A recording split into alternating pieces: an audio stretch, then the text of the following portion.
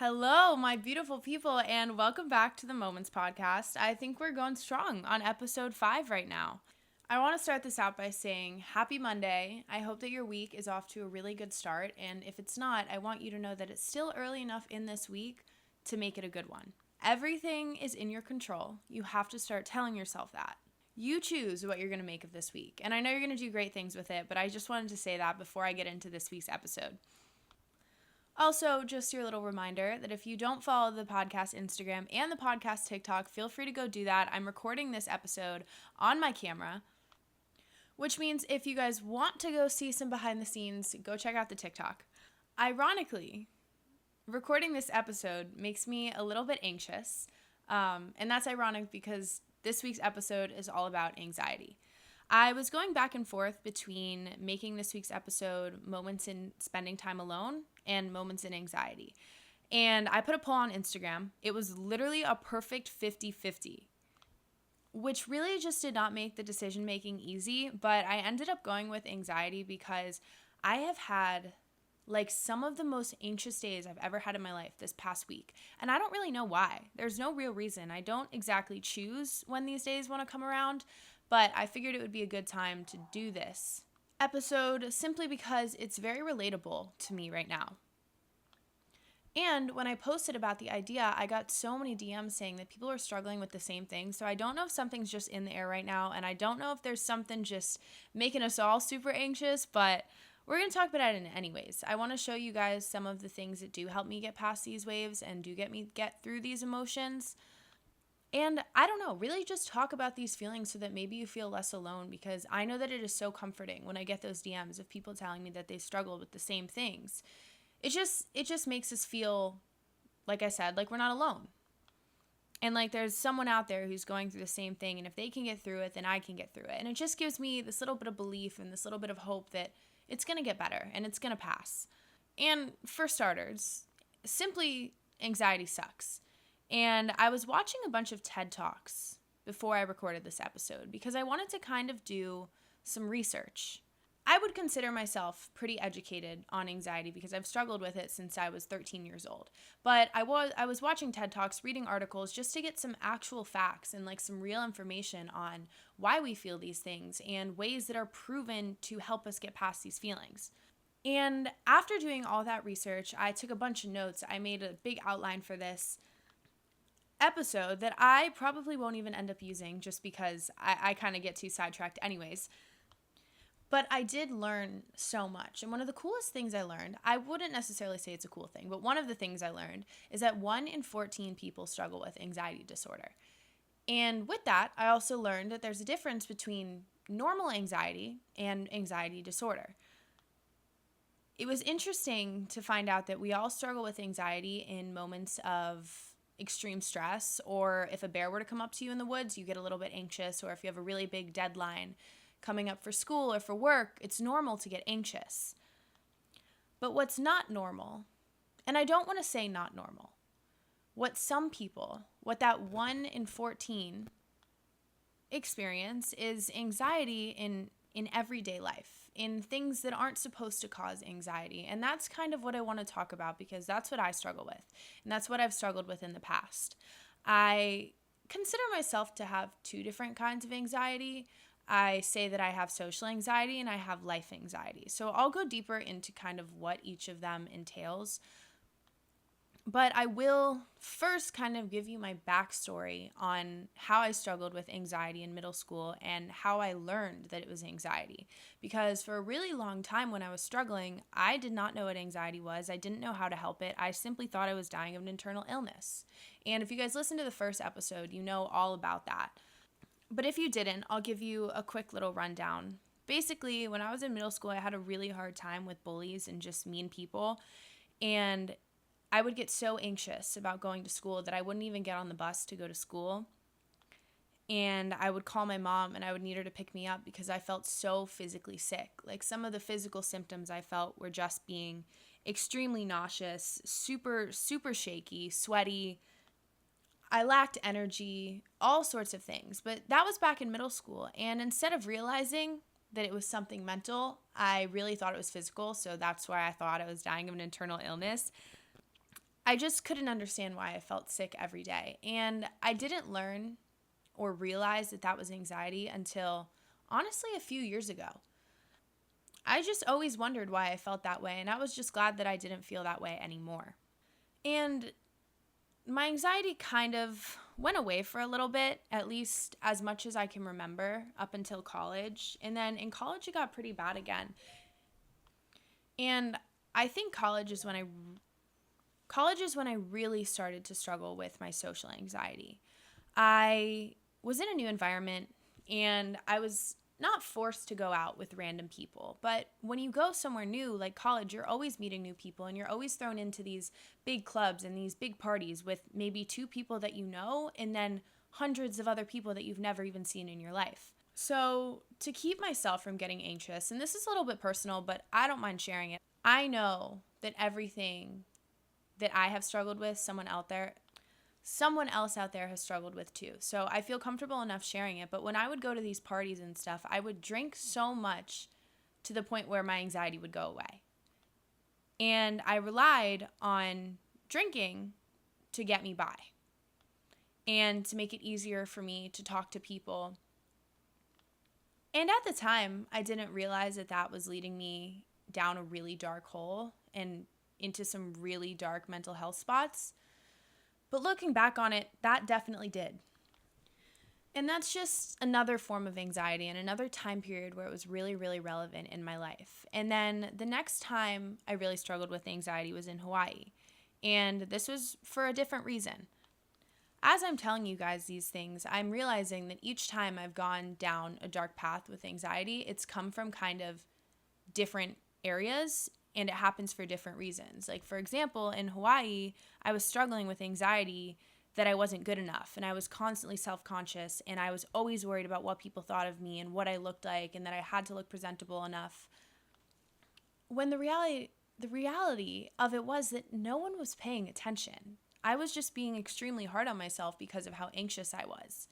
And at that point, I was constantly saying no to things, and I wouldn't do things or participate in events because I was anxious.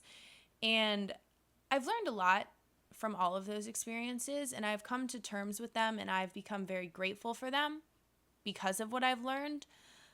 But it wasn't easy, and I know that a lot of us are in that same boat where we're kind of getting past that. We're getting past the happening and trying to find the reason and find the appreciation for why we feel what we feel. But I want you to know that that takes time, and you have to be patient, and you have to trust where you're at, and you have to trust this feeling. And I know it feels impossible to understand why you feel miserable right now, but a couple weeks down the road, when you're having the best day of your life, you'll realize, wow, if I didn't have that really bad day, this really good day would not feel this good. Does that make any sense? It's like the rain before the rainbow. It has to happen. So just promise me to be patient. That being said, I want to talk to you guys about kind of the different symptoms I have when it comes to the different kinds of anxiety that I feel. For example, when I'm feeling social anxiety versus when I'm feeling life anxiety. By no means am I a professional, and I don't know if these are real things, but sometimes it just makes it simple for me to create my own terms and share them that way. Because I think it makes it a little bit more relatable for all of us. So some of the things that I experience when it comes to social anxiety is, for example, if I'm going to a party, or not even a party, if I'm going out into just a social setting where I'm going to be around a lot of people, I have this fear that I'm not going to know who to talk to. Or I have a fear that I'll have no one to talk to and there will be no one there that I can even have a conversation with, and I'm just going to stand there looking like a loser. Or while I'm there, it's just this constant need of wanting to escape the situation, or like going to the bathroom or walking outside or running away from it instead of facing it. When I'm super anxious in a social setting, I get super sweaty. I lose my train of thought. I constantly feel like I'm being judged, or I feel like no one likes me, and I'm always wondering what other people are thinking of me. And social anxiety is one of the things that has gotten easier for me, and I struggle with it less now. And I think that's just with experience and really putting myself out there and forcing myself to step out of the comfort zone. Because for a while, when it was really bad, like I said in Hawaii, I would say no to going to these events because of how anxious it made me. So I would just avoid the situation instead of forcing myself into it and experiencing it and tackling it head on and realizing that there is no need for me to feel those things and that no one is paying attention to me. And I'm just creating these ideas and these scenarios in my head. So one tip I have when it comes to that is just getting yourself out there, stepping out of your comfort zone. And I'll talk more about the things that kind of help me get past all these kinds of anxieties in a second, but I do want to talk to you about my life anxiety. That's what I call it. Because this is what I struggle with day to day. And there's days where it's worse, and there's days where it's really not so bad at all. And this is what I've been struggling with the past couple days. When it comes to this kind of anxiety, I'm still learning how to get rid of it. Not even necessarily get rid of it, but just be able to handle it. But I know that it's a journey and it's going to take time and I'm never going to be perfect. And that's okay. None of us are. But anyways, what life anxiety feels like for me is the constant feeling like I'm a failure. And I know that's deep, and I know that I'm not a failure. But when it comes to convincing my brain that I'm not, it's very difficult. I also struggle with going to bed at night. I find myself staying up until 3 a.m. just because I don't get tired. And then it's the morning and I don't want to get up. It's like really confusing. I wish it was just simple enough for me to go to bed early and then wake up early. But my body says no, you are going to go to bed at 3 a.m. and you are going to sleep in until the latest possible time you can. And I think I do that because I get anxious about how much I'm supposed to be completing in the day. And then I'm unmotivated to do it. So I'm like, oh, if I'm just in bed, it doesn't matter. But it does, and it only makes me more anxious. So those are things I'm working on. And my life anxiety makes my small tasks feel impossible. I find myself avoiding talking to people. I cut people out. And I just end up resorting to scrolling on social media, even though it makes me more anxious. And these are things that I don't want to admit. I don't want to say these things. I want to be, Little Miss Perfect, put together, wake up at 7 a.m., go work out, drink coffee, make a to-do list. And some days I am that girl. But I've learned that it's okay to admit when I'm struggling. It's okay for all of us to admit that we're struggling because that's the first step. In battling things like this, that is the first step. The TED Talk that I was watching talked about this a lot. It really kind of, I think the word is confirmed all of my thoughts, validated all of my thoughts, verified. You guys know what I'm saying. It made me feel normal. And that's something I've learned. And like I said in the beginning, when we hear other people have kind of the same struggles as us, it makes us feel less alone. And that's exactly what this TED Talk did for me. And that's exactly what I want to do through this, is just to let you guys know that what you're feeling is okay. And that you can get past it. And that I can get past it. And that we're in this together. And we're all so young. And we all have so much life ahead of us. And we have to realize that this is going to pass.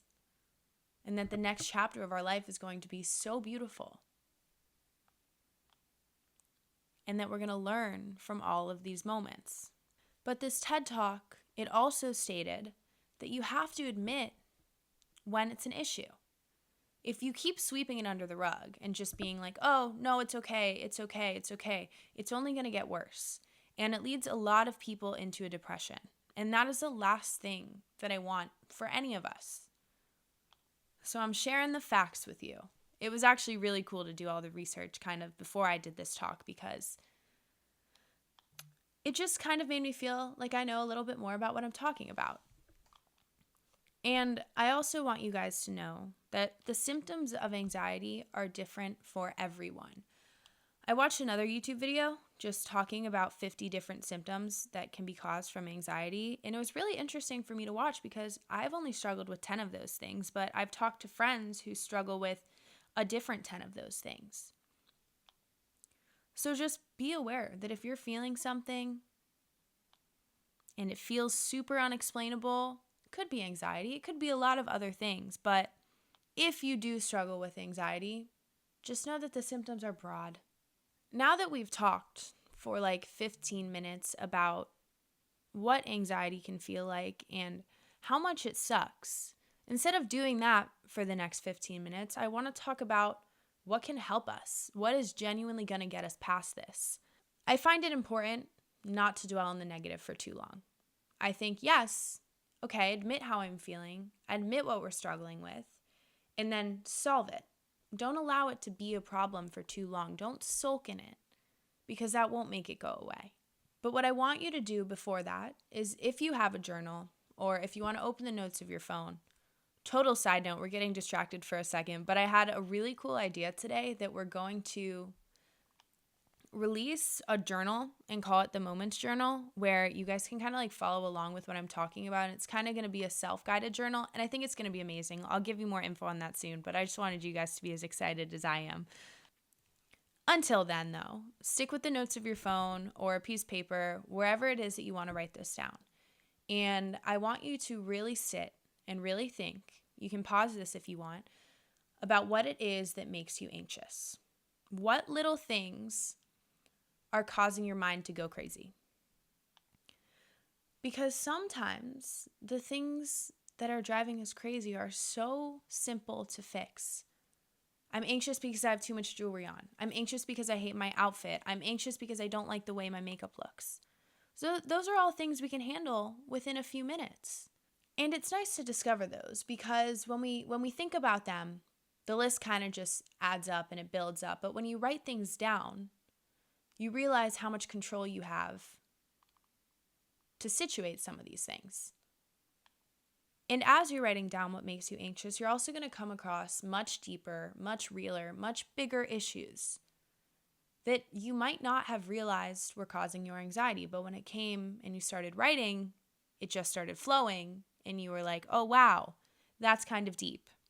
I know that one from personal experience because that's what happened when I made this little list. But that's a good thing. It's a good thing to be aware. And it's a good thing to know where to start when it comes to handling all of this and moving forward. I also learned from the TikTok that a lot of us, not the TikTok, wow, I meant the TED Talk. I also learned from the TED Talk that a lot of people don't have any coping resources when it comes to anxiety. They just kind of let it happen and they're stuck sitting with it. And 80% more people fall down a path. Hold on, let me say that fact again. Actually, just scratch the whole fact thing. A lot of people don't have any coping resources. And if you're one of those people that don't have them or only have a few, I want to share with you guys everything that I have learned that has helped me, because I know that it can help you too.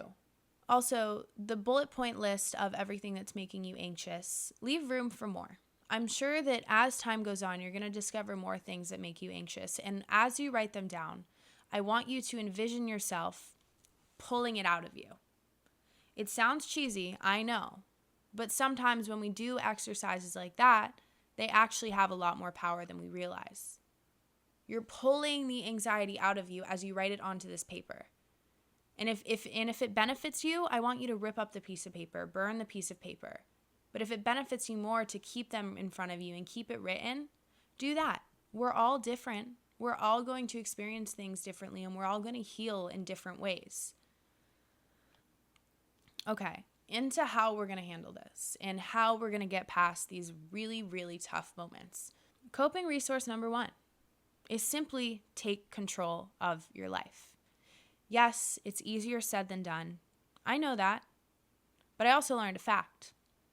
People who have control of their life are 80% less likely to struggle with their mental health. I want to be in that 80% less likely. So I want to take control of my life.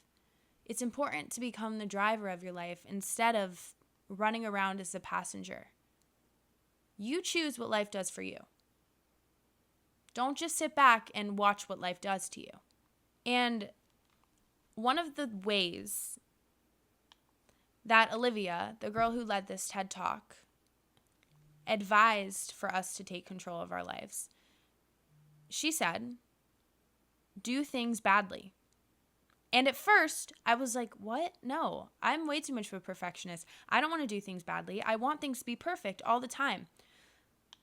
Do you know what she said right after I was thinking that to myself? She goes, you're probably thinking no. You're probably waiting until everything's perfect, and that's when you're going to start it. I went into a literal shock. I was like, why is this girl in my mind? Why does she know exactly what I'm thinking? And I realized, oh, she's probably struggled with the same thing. And that's why we're here. We're learning from each other. And you're probably thinking the same thing too. Let me explain what she meant by this. As someone who has anxiety, a lot of us struggle with indecisiveness, perfectionism, the constant need to do things the right way, and when they're ready to be done. And then she shared this quote. I don't remember who the quote was by, but the quote was, anything worth doing is worth doing badly the first time. And she explained how this is a practice that works because it speeds up our decision making and it catapults us straight into action. Therefore, instead of overthinking, instead of overanalyzing, instead of everything having to be perfect, we just do it. And we improve as we go. And about 5 minutes after watching the TED Talk, I was sitting down, making the outline for what I wanted to talk about in this podcast. I had such an oh my gosh moment because I realized that I've used this before. I've done this practice literally so many times in my life, and I'm so grateful for it. And I'll explain kind of how I've done it because I'm sure maybe you don't realize that you've even done this too. But just taking action and making leaps really does work. I mean, my friend texted me and asked me if I wanted to move to Hawaii, and without overthinking it, without overanalyzing it, without making it perfect, I said yes. And I moved to Hawaii and learned some of the most important life lessons that I think I'm ever going to learn in my life. I also haven't told you too much on this situation, but I bought a van from someone, knowing really nothing about it. And I took the leap. And the first time it went badly. The whole van thing blew up. It's a hot mess. But I learned from it. I learned a lesson, and now I'm not so anxious to make a big decision like this in the future. Because the first time, I just sent it. I did it badly. And I didn't give myself time to say no, to be indecisive, to overthink. I just did. And, the same thing goes for this podcast. I didn't do it badly the first time, but I went into it without knowing how to do anything or where to start. But I just tackled the fear. And instead of waiting for the perfect moment, I did it. I just went for it. And I think that it is so important for us all to do that. It's important for us all to find ways to shift our anxiety into excitement. And it's easier said than done, yes, but it all starts with our thoughts. It starts with shifting the way that we're thinking. And I know, at this point, you guys are probably like, Lexi, how many times are you going to tell us it all starts with our mindset? Over and over and over again. I'm never going to stop because it is the one thing that will change your life.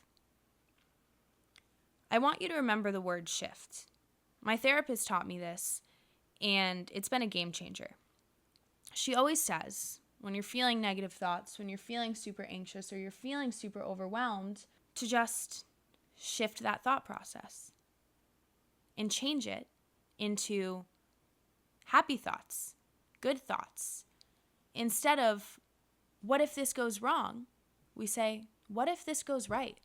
What if everything works out in my favor? And boom, a lot of other things will change in your life too. So if you're journaling and if you're writing things down or you're typing in your notes, I also want you to write shifting statements. So think about some of the negative thoughts that go through your mind. The ones that you feel are just on repeat in your mind. And write them down. And then right underneath them, write a shift statement. Something to say to yourself instead. For example, instead of saying, "Oh, I should have worked out today," I'll say, "I'm so glad I gave my body time to rest today." Start with little things like that and apply them every single day. And eventually it becomes a habit, and we learn to forgive ourselves and to be graceful with ourselves, which leads me into the next coping resource that Olivia talked about in this TED Talk, which is simply forgiving yourself. When we're super anxious, we are so evil to ourselves. We constantly talk down about ourselves. We talk about why we're insecure and everything we hate about ourselves. Why do we do that? I don't know. But imagine you had a friend who constantly told you what they didn't like about you. What we would do almost immediately is eliminate that friend from our life. Whether we realize it or not, you are your friend. The voice in your mind, your subconscious, is your friend. And we don't want to be talking to ourselves like that. It's not going to help us get anywhere. It's simply going to cause us more pain and more struggle. So you have to be kind to yourself. You have to be supportive of yourself. And you have to forgive yourself. You got to treat yourself with compassion. We can't heal without this step. So I have a little journal exercise for you. I want you to write down everything that you forgive yourself for. And I mean all the little things. For example, some of the things I'm going to write down are, I forgive myself for being so irresponsible because I beat myself up about it constantly. But honestly, I'm not going to change that irresponsibleness by beating myself up about it. I think the way I'm going to move forward from it is forgiving myself for it. Because in a way, for me, I see it as closing the chapter and starting a new one. And I'm no longer irresponsible. In a whole different TED Talk I watched last night, it talked about how warning labels and threatening people doesn't actually help them change their behavior. But what does is signs of progress. So to me, writing down that I forgive myself for it is progress. Does that make any sense? I don't know if you guys are getting how I'm connecting the dots here. I don't really get it, but in my brain it does make sense. So let me know if I'm crazy. But I'm also going to forgive myself for sleeping in because, I can't change that. I can't change the fact that I couldn't get out of bed until 11 the other day. But I can move forward and start waking up earlier. I'm going to forgive myself for sometimes my lack of responding to messages or to emails because I just get so overwhelmed and too anxious to even look at my phone or look at my messages. And I'm going to forgive myself for that. And I've found it to be a super helpful exercise. It's never something I really thought to journal, but as I was writing this kind of outline for this episode, it came to me and I did it. And wow, you feel a lot different when you're kind to yourself and when you treat yourself like you're your best friend. You would never, ever say the things to your best friend that you sometimes say to yourself. So don't say them to yourself anymore. And if you catch yourself doing it, shift the phrase, shift the statement. These things are going to take time, but these exercises are going to make all the difference. The last one that I want to share with you guys, not the last one that I just learned about that I want to share with you guys is finding your purpose. And I talked a lot about this in episode 2, rediscovering yourself. But we have to find what we're passionate about, and we have to find our purpose. And the TED Talk that I was listening to said something really deep and powerful. It's kind of a lot, but it was a quote from someone, I'm not sure who, and I'm totally going to butcher the quote, but I'm still going to do my best to get the point across. But the quote was something like, when people say there's nothing to live for, the key is getting them to realize that life is still expecting something from them. And it really just made me realize how much of a miracle each of us are. I mean, there's basically a 0% chance that we were born, yet we're here, and we have this opportunity to create change in the world, to help one another, to be good people, to do what we love, yet we're still looking for reasons not to do that. But life needs us. And I want you to start doing things with other people in mind. I think it's something that's helped a lot with my journey is when I kind of share the things I've struggled with and I share the things I've learned, it helps me with my own mental health. And I've been super blessed to have a platform like this where I can share these things. But share everything you learn with someone. And it's a very rewarding feeling. And I've never really thought too much about how this is something that's actually affected my mental health, but when I heard about it in the TED Talk, I was like, wow, that actually does make me feel really good. When I do things to help other people.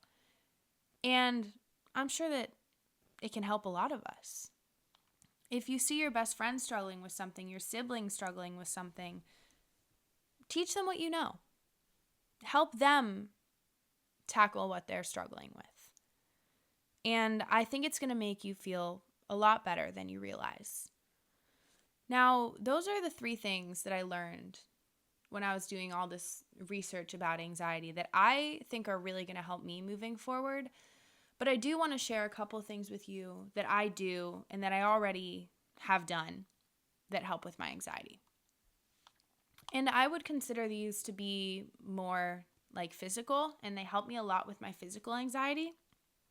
But they're the little things that I always talk about. And you hear people all over social media telling you to do them more all the time. Drinking more water, going for walks, taking time for self-care, staying active, working out. And we hear it so many times, but in so many cases, we just don't do it. And I think that's because we don't realize how much it can actually help us and how much of a difference it actually does make. So I encourage you to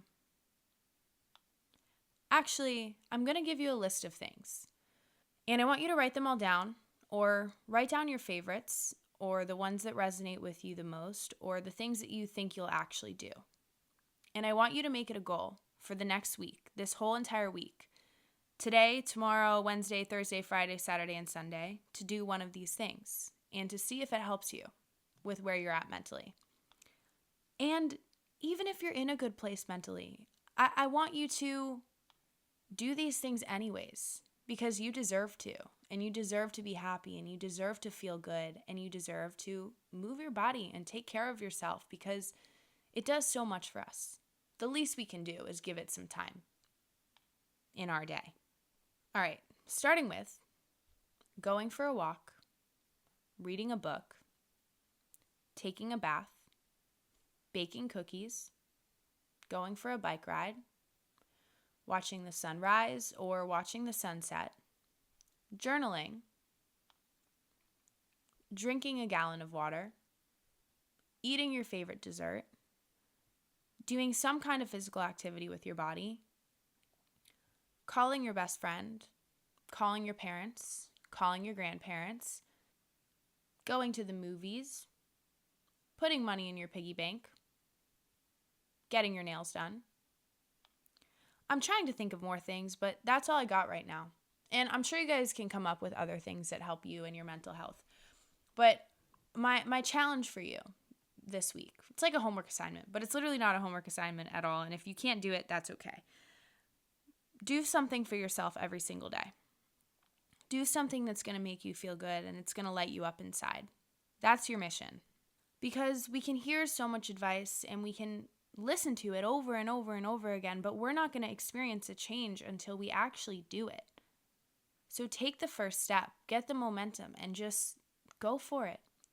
Even if it's out of your comfort zone, that's exactly what's going to help you get past this, is stepping out of your comfort zone. I believe in you. Make sure you're breathing. You're inhaling everything that makes you feel good and everything that feels like good energy, and you're exhaling what you don't need, what's making you anxious, what's stressing you out, what is causing you pain. Release it with each breath. That's another exercise that I actually love to do when I'm super, super anxious. So try it. Let me know how it goes. But I want you guys to know that you're going to get through this. You're going to get past it. It's just a wave. Life is a wave. We're going to be on top of the world, and we're going to get pushed underwater sometimes. And that's okay. We're learning. We're growing. It's part of the journey. It's part of the process. Be grateful for it. I want to share one more thing that helps me kind of get past a lot of my anxiety, and that's simply yoga. Try yoga. I want to post a video on YouTube kind of teaching a flow. So if you guys want me to do that, let me know, because I would be happy to do it. But if it's something you're open to trying, there's a bunch of really good videos on YouTube already. And it doesn't hurt to try new things. And that's one thing that really, really helped me. But I love you guys, and I am grateful for you guys, and I am so happy this podcast is still going, it's still rolling. You're all amazing, and I wouldn't be here without you. And I'm really excited because in the next few weeks, I think we're going to have some more guests on the podcast. You guys can guess who if you want, but it's going to be awesome. Just like you guys. Okay, I'll see you next Monday. I hope you guys are smiling. I love you. Goodbye.